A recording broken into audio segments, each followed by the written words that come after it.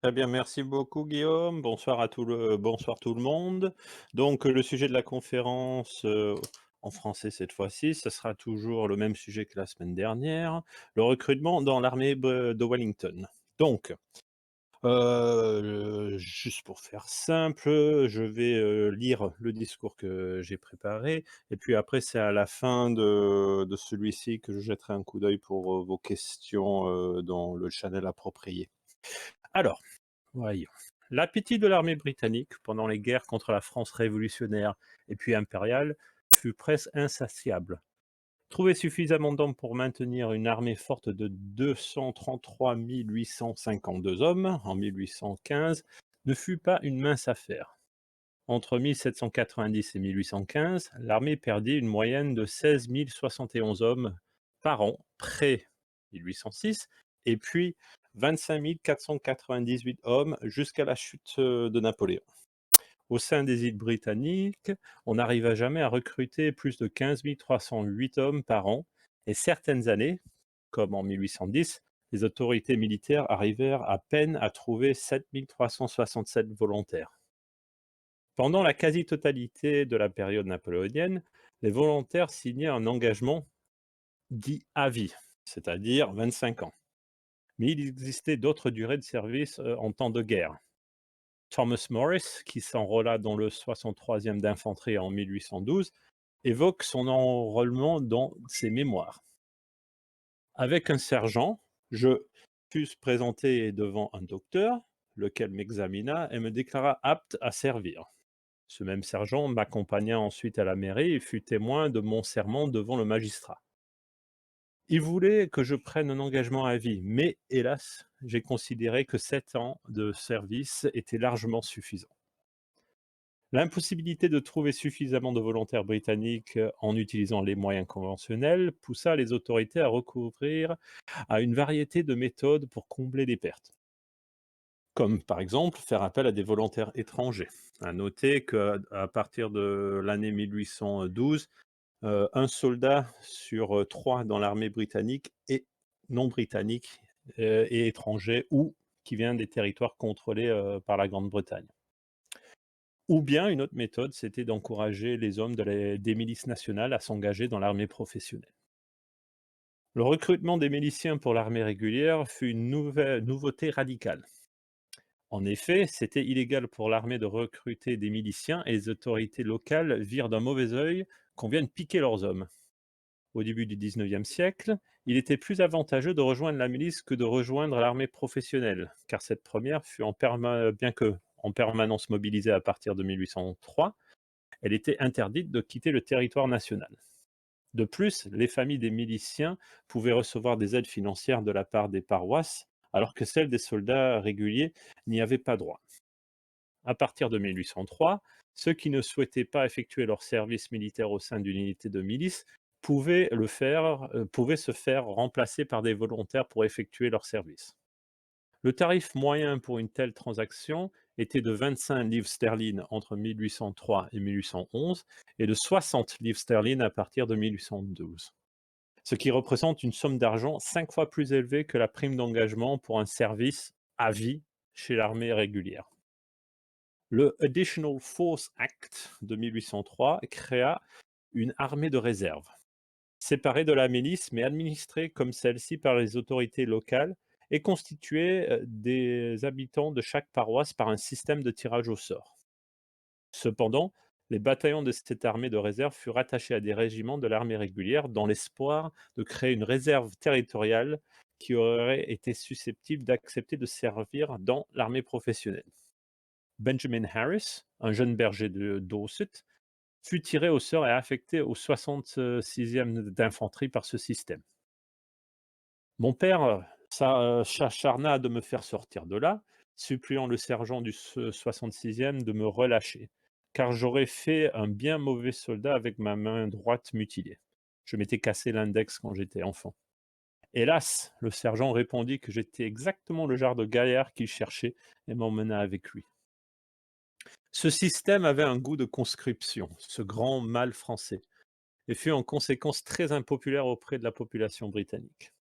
Les résultats de ce système furent bien maigres. La première édition, en 1803, donna un contingent de 45 492 hommes, dont 41 198 étaient des remplaçants, sur les 50 000 espérés. 5 651 de ces appelés désertèrent lors des 10 premiers mois de leur engagement, et seulement 17 307 se portèrent volontaires pour l'armée régulière. La seconde édition, en 1805, donna seulement un contingent de 7 683 hommes sur les 29 000 demandés, et le système fut aboli peu de temps après. Ce qui resta dans l'armée de réserve, ce qui resta de l'armée de réserve fut envoyé pour servir en tant que troupe de garnison en Irlande. Un nouveau système vit le jour en 1805 et eut plus de succès. Les régiments réguliers eurent accès aux effectifs de la milice lors d'occasions particulières durant l'année, dans le but de persuader des miliciens de rejoindre les rangs de l'armée professionnelle. La milice fut rangée en ligne de bataille et les officiers et sous-officiers des régiments réguliers firent les éloges des victoires qu'ils avaient gagnées, des honneurs qu'ils avaient obtenus, et conclurent leur discours avec une offre de primes d'engagement. Si ces avantages ne pouvaient pas inciter suffisamment de soldats à se porter volontaires, alors des mesures plus coercitives furent adoptées. Les manœuvres longues et pénibles furent exécutées encore et encore jusqu'à ce que les hommes, épuisés et exténués, se portèrent volontaires afin d'échapper à leur calvaire. Il est intéressant de noter que ce système remporta un grand succès. À la fin de la période napoléonienne, dans l'armée britannique, une recrue sur deux était un ancien milicien. Nous disposons d'un bon nombre de mémoires de soldats britanniques ayant débuté leur carrière dans la milice, comme William Wheeler, qui commença sa carrière au Second Royal Surrey Militia. J'ai saisi la première occasion de quitter la milice et rejoint le 51e régiment d'infanterie légère avec 127 autres camarades. J'ai résolu de rejoindre la régulière, mais je me moquais de savoir dans quel régiment. Donc j'ai résolu de suivre le plus gros contingent de mes camarades. Environ 90 avaient décidé de rejoindre le 95e régiment de tirailleurs, et je fus à deux doigts de les rejoindre, car c'était une bien belle unité. Et une autre raison était que le lieutenant Faust, un bon officier aimé par tous les hommes, s'était également engagé dans le 95e. Nous pouvons constater les éléments déterminants pour rejoindre l'armée régulière.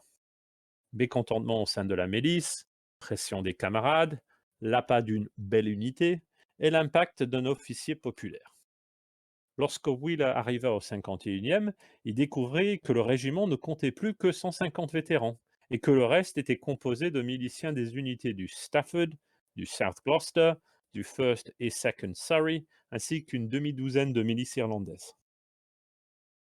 Edward Costello du 95e régiment de tirailleurs estima que les miliciens étaient d'excellents soldats. On peut dire à juste titre que les régiments de la milice, par leur expérience de la chose militaire, qu'ils étaient presque aussi d'aussi bonne qualité que nos troupes de ligne. Les hommes qui ont rejoint mon bataillon étaient, en général, de bien bons gaillards et issus de l'élite des compagnies d'élite de ces corps territoriaux. Toutes les recrues de l'armée régulière furent, en théorie, des volontaires. Cependant, beaucoup eurent le choix de servir Sa Majesté en tant que soldats ou bien en tant que prisonniers. La majorité des recrues de l'armée fut séduite par le roulement du tambour et les éloges des recruteurs, le tout avec une bonne dose d'alcool. Après avoir accepté le shilling du roi, en tant que signe de son engagement, la recrue devait ensuite se soumettre à l'inspection médicale. À noter qu'environ un tiers des recrues potentielles furent refoulées à l'issue de cet examen. Et après, il prêta serment devant un magistrat. Un détachement de recrutement, en anglais dit recruiting party, était habituellement constitué d'un officier, de deux sergents et d'un tambour. Ce détachement devait voyager sur tout le territoire dédié au recrutement de son régiment. Il devait se mettre en valeur dans les lieux où le tambour pouvait, entre guillemets, battre aux volontaires, pendant que l'officier et les sergents incitaient les passants de se rallier à leur drapeau. Les affiches publicitaires, il y en a une déjà dans le support de conférence ici, détaillent les avantages d'une carrière militaire. Un autre exemple est celui qui est apparu en 1814 pour le 7e régiment de dragons légers, que je vais vous lire. Aux jeunes gars dont le cœur palpite pour les honneurs de la gloire, venez saisir cette occasion inouïe. Venez et engagez-vous dans un régiment dont la réputation est inégalée et où le bon traitement de ses soldats est reconnu partout dans le royaume. NB. Ce régiment est monté sur des chevaux pur sang. Étant rentrés récemment d'Espagne, ces chevaux sont encore jeunes. Les hommes sont autorisés à participer à une seule course à court par semaine lors de la prochaine saison. En 1811, une affiche du 69e d'infanterie indiquait avoir quelques postes à pourvoir pour, et je cite, des jeunes gars fringants et motivés, dont les cœurs palpitent au passage de la gloire. Les jeunes gens dont cette description correspond peuvent saisir l'occasion présentée ici, et qui pourraient bien ne plus se présenter à l'avenir. Ils sont invités à s'engager au sein d'un des meilleurs régiments de l'armée. Si jamais certains de ces jeunes gaillards n'étaient pas encore convaincus, ils pouvaient considérer l'offre du 14e régiment de dragons légers qui suit. Vous avez le droit de porter exclusivement, excusez-moi, vous avez le droit exclusif de porter la sombre tenue de l'aigle de Prusse. Vos chevaux sont d'une beauté sans égale. Vos vêtements et vos équipements sont de la meilleure qualité. Tout jeune Britannique qui aspire à l'ardeur militaire et dont l'esprit refuse de se plier au contrôle d'une famille insensible peut désormais se réjouir de l'occasion glorieuse qui se présente en s'engageant dans cette troupe. NB, nous acceptons également des beaux jeunes Irlandais. En 1812, Thomas Jackson, un sergent recruteur au Coldstream Foot Guards, indique dans ses mémoires que la fougue militaire quittait souvent les jeunes recrues peu de temps après avoir signé leur engagement. Certes, après avoir réfléchi de façon plus ludique, les recrues se repentirent en me disant: «Sergent, vous nous menez à l'abattoir.» J'arrivais toujours à leur faire changer d'avis, mais il est possible qu'ils eurent raison. Je me baladais partout avec tambour et fif, me présentais à toutes les fêtes, toutes les courses, toutes les festivités à 20 lieues autour de Londres. Nous devions nous parader dans nos plus beaux uniformes et fanfaronner, l'épée à la main et tambour-bâton, à travers les foules. À Westminster, en avril 1795, une émeute eut lieu lorsqu'un sergent recruteur donna un shilling à un jeune homme en lui demandant de lui acheter du tabac dans un magasin avoisinant. Le jeune crédule prit l'argent et, lorsqu'il revient avec le tabac, le sergent le saisit et lui dit qu'il avait accepté le shilling du roi et qu'il était désormais soldat.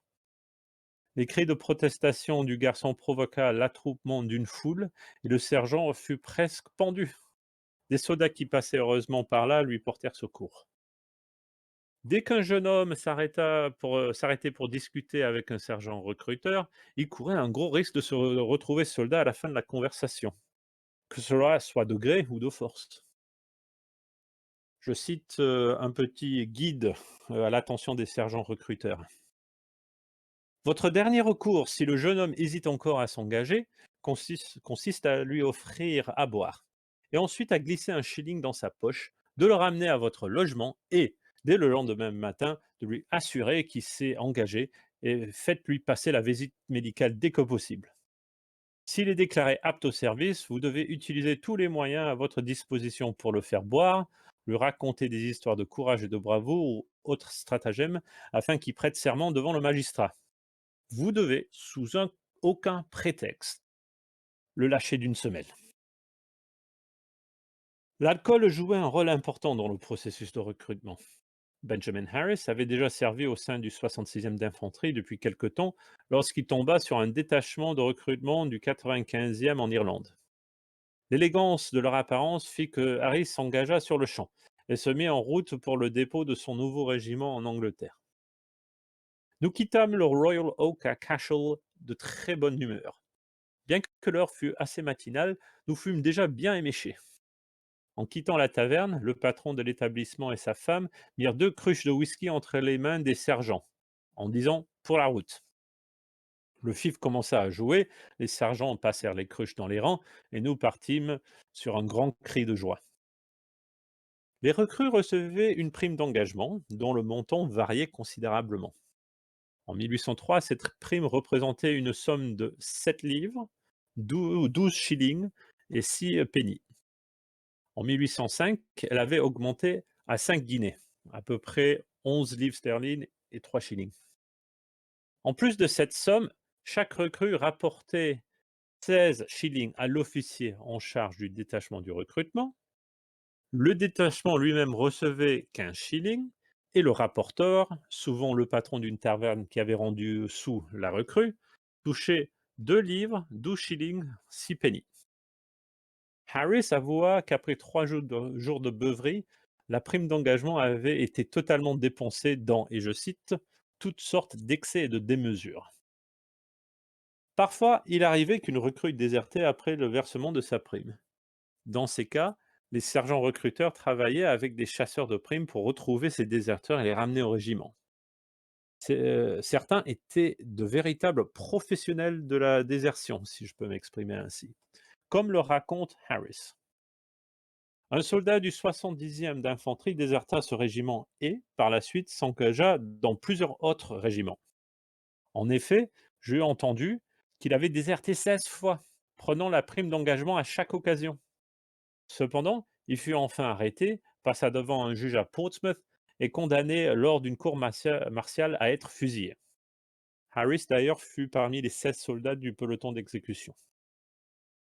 Edward Costello rejoint le 95e régiment de tirailleurs en provenance de la milice de Dublin en 1807. Il reçut sa prime d'engagement de 18 guinées, mais 4 livres sterling lui furent immédiatement retirés pour l'achat de ses accoutrements. Il était chanceux cependant, car après avoir acheté des boissons pour l'ensemble du détachement de recrutement, avoir donné quelques pièces au tambour pour avoir battu sa caisse et acheté les traditionnels rubans de soie pour l'épouse du sergent, la plupart des recrues n'avaient plus grand-chose de leur prime. Costello était quelqu'un qui apprenait vite. Avant de rejoindre son régiment, il accompagna le détachement de recrutement, habillé d'un vieux habit vert appartenant au sergent. Attiré par son vêtement, un passant, qui lui demanda le montant de la prime d'engagement, souhaitèrent s'engager par la suite et prendre le shilling. Hélas, Costello n'en avait pas sur lui. Je savais que je toucherais 2 livres sterling pour chaque recrue. Je me suis donc dépêché d'aller dans une taverne avoisinante et demander au patron de me prêter un shilling.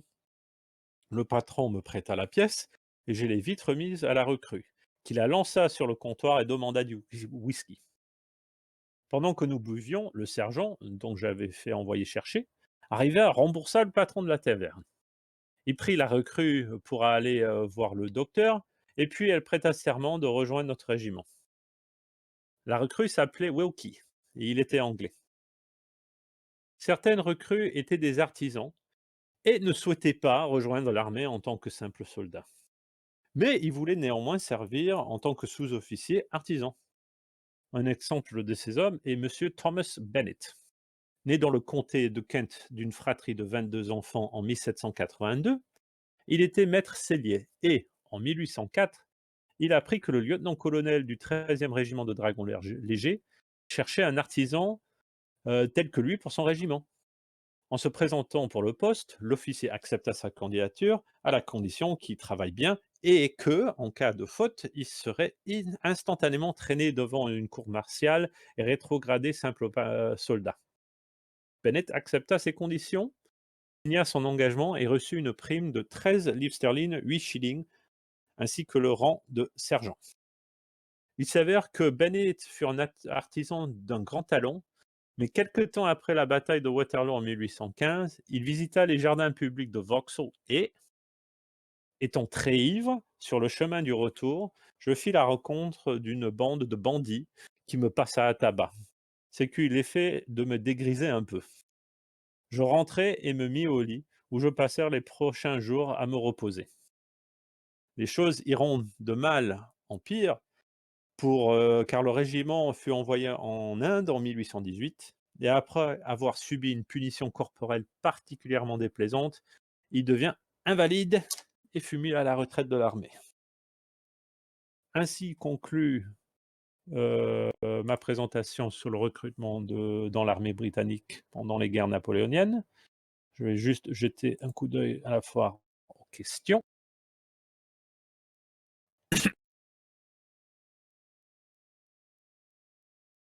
Alors voyons un peu. Guillaume demande: «Les tensions avec l'Irlande étaient toujours présentes après son rattachement, à la création du Royaume-Uni en 1803». Alors ceci sort un peu du cadre, du sujet. Heu, non, pas tellement, vraiment bon, il y avait une certaine résistance, il y avait même une révolte qui a été violemment supprimée pendant les guerres napoléoniennes, dont les Français ont soutenu.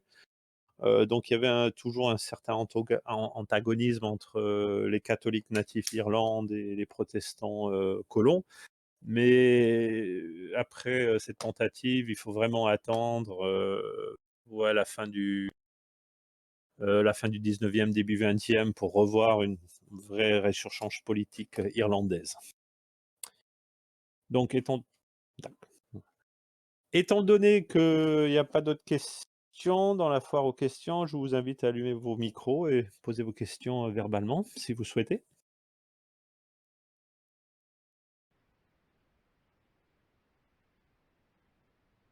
D'accord. N'hésitez pas, hein. Ouais, j'allais dire.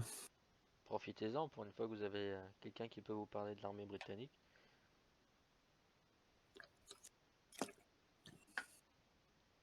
Bon. Ah voilà. Sinon, tu pourrais faire comme la dernière fois, raconter l'anecdote avec les maisons cramées là. Ah, ça!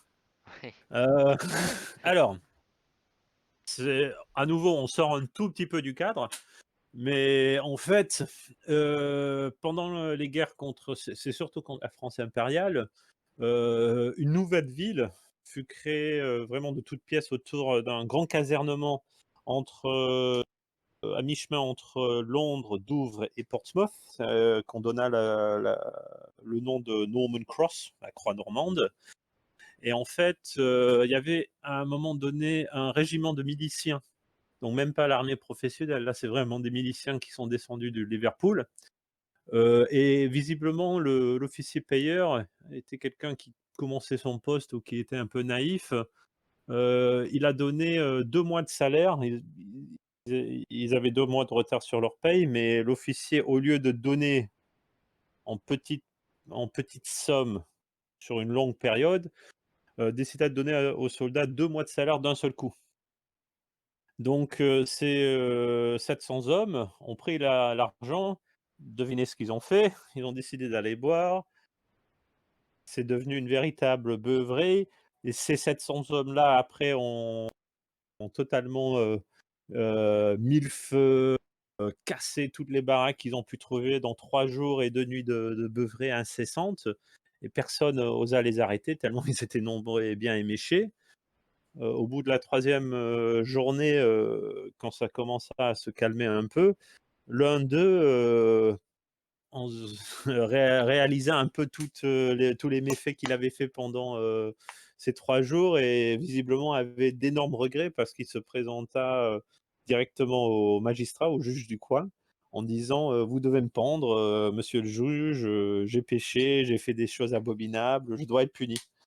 Alors le juge, lui répondit que si ça tenait qu'à lui, oui, en effet, il le pendrait, mais qu'il ne pouvait pas, pendre ou faire condamner quelqu'un à pendre, qui n'a pas eu de procès et surtout, dont personne a rapporté, de plainte contre lui. Donc le gars est sorti du tribunal, très malheureux. Hélas pour lui, quelques-uns de ses camarades avaient entendu, la conversation. Ils lui ont dit: «Bah, écoute, si tu veux être pendu, c'est pas grave, nous on organise ça».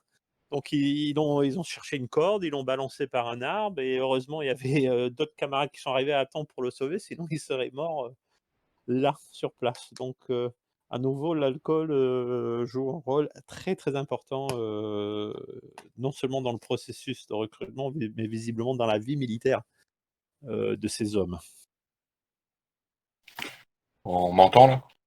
Oui? Ouais, salut, j'avais une question. Comment t'expliques le manque d'engouement des Anglais pour s'engager dans l'armée? Alors Le manque d'engouement, c'est très simple, la plupart du temps, les régiments, à part dans ces périodes, de guerre contre la France, l'armée régulière était sa mission principale était de tenir, des garnisons dans l'Empire britannique, dans les Caraïbes, en Inde, un peu partout dans le monde. Le gros souci avec ces, comment dire? Garnisons exotiques, c'est qu'on attrape toutes sortes de maladies qui vous tuent très vite, notamment la fièvre jaune. Donc, pour beaucoup, être envoyé, à l'étranger, c'était synonyme, d'une sentence, à mort. Donc du coup, le service était très impopulaire.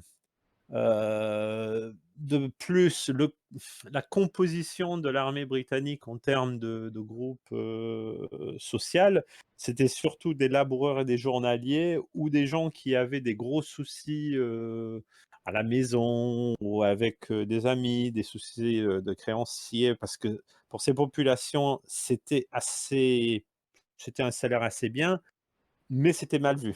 Et pourquoi c'était mal vu? Contrairement à la marine qui était, l'éloge, des 3 branches de service, militaire, en Grande-Bretagne, simplement parce que l'armée avait été utilisée des siècles avant par Cromwell pour réprimer le peuple. Donc il y a toujours dans cette tête que l'armée, c'est un outil qu'on utilise pour abattre, pour opprimer le peuple.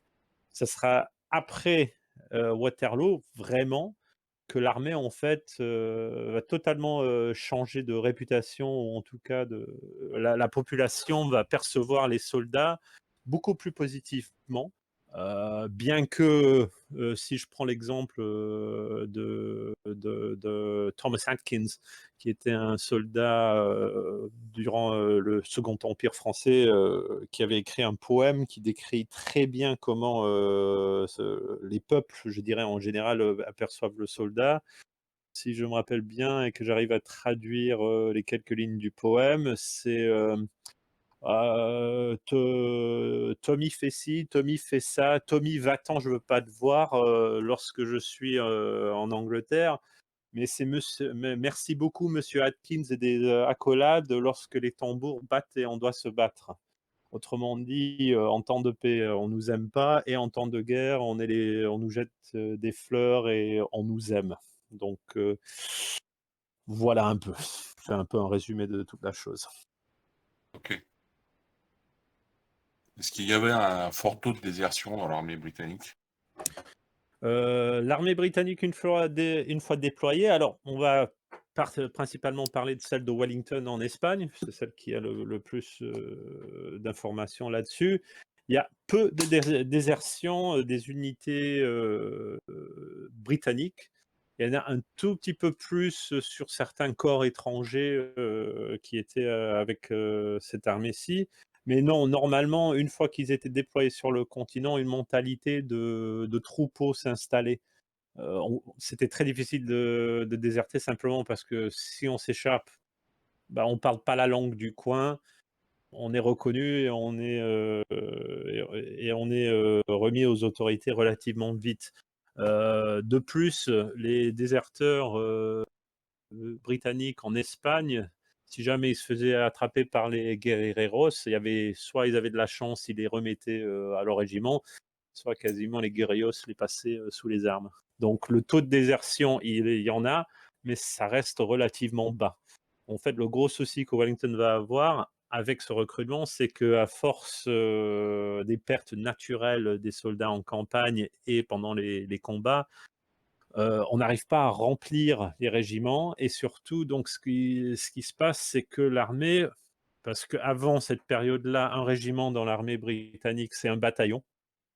Ils vont commencer à créer des deuxièmes bataillons. Donc l'idée, c'est qu'il y a un bataillon de service à l'étranger, le premier, et le deuxième bataillon, c'est le bataillon de dépôt. Et l'idée, c'est pas que le dépôt, comme dans l'armée française, envoie des détachements de renforts au bataillon en campagne, mais quasiment ils échangent. Donc quand le bataillon numéro 1 a pas assez de monde, il retourne en Angleterre et c'est le bataillon numéro 2 qui sort. Sauf que Wellington essayait par tous les moyens d'empêcher des nouveaux bataillons de venir, parce qu'il disait très bien, ces nouveaux-là, au bout d'un mois, les trois quarts sont à l'hôpital ou sont malades et ils ne savent pas faire le service, alors que ceux qui restent du premier bataillon, ils ont déjà fait 3, 4, 5, 8, voire 1 an de campagne avec moi et ils sont plus accoutumés. Donc c'est pas trop la désertion qui est le problème pour les Britanniques, c'est plutôt ce manque de flagrant de recrues. Ok, et au niveau, en Espagne, ils se sont comportés comment? Il y a eu du pillage? Alors, C'était une armée disciplinée? Parce que bon, il y a un dicton, enfin, j'avais entendu un dicton espagnol qui disait on pendra les Anglais avec les voyous des Français. c'est assez sympathique.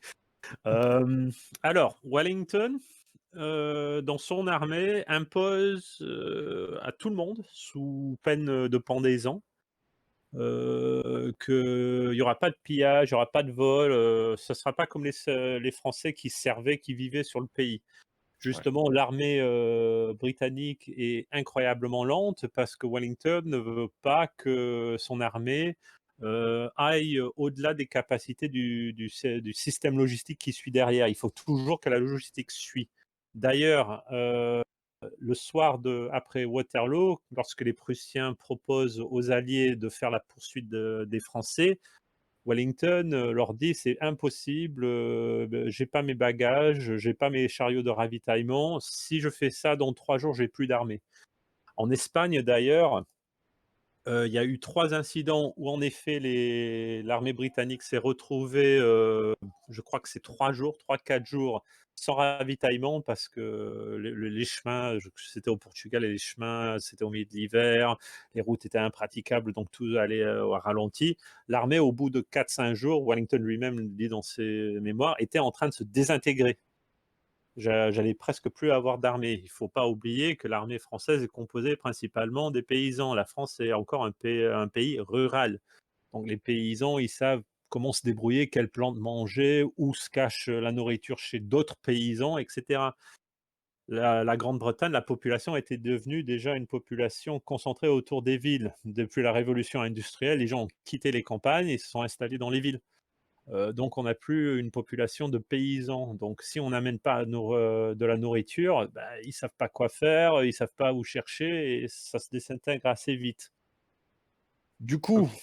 pour pas que les Espagnols, se retournent contre son armée, Wellington interdit le pillage, fait en sorte que l'armée est ravitaillée régulièrement et surtout il voit ce que les Français sont en train de subir de la guérilla espagnole. Il veut surtout pas que ça arrive à son armée. C'est d'ailleurs pourquoi, lorsqu'il traverse les Pyrénées, il fait rentrer les Espagnols. Il va continuer avec ses contingents britanniques et les Portugais. Mais les Espagnols, de peur des représailles sur la population française et une insurrection populaire de corps français, ils renvoient les Espagnols chez eux.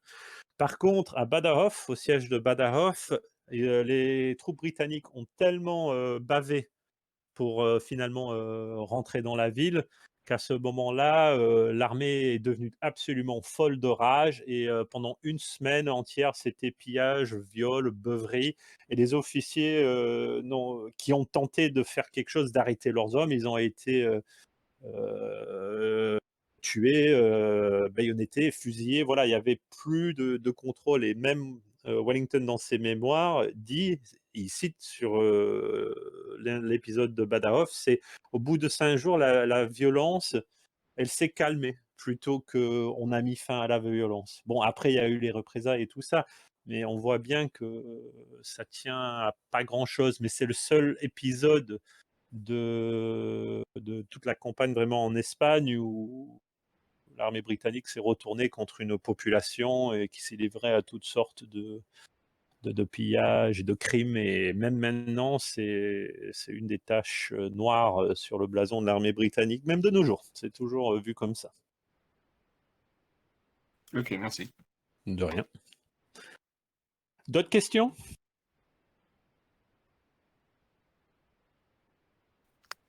Bon, voilà. Bah, écoutez, messieurs, je vous remercie dans ce cas-là pour être venus écouter. Si jamais il s'avère que vous avez une question après, vous êtes libre de m'envoyer un message ou de m'écrire, il n'y a pas de souci.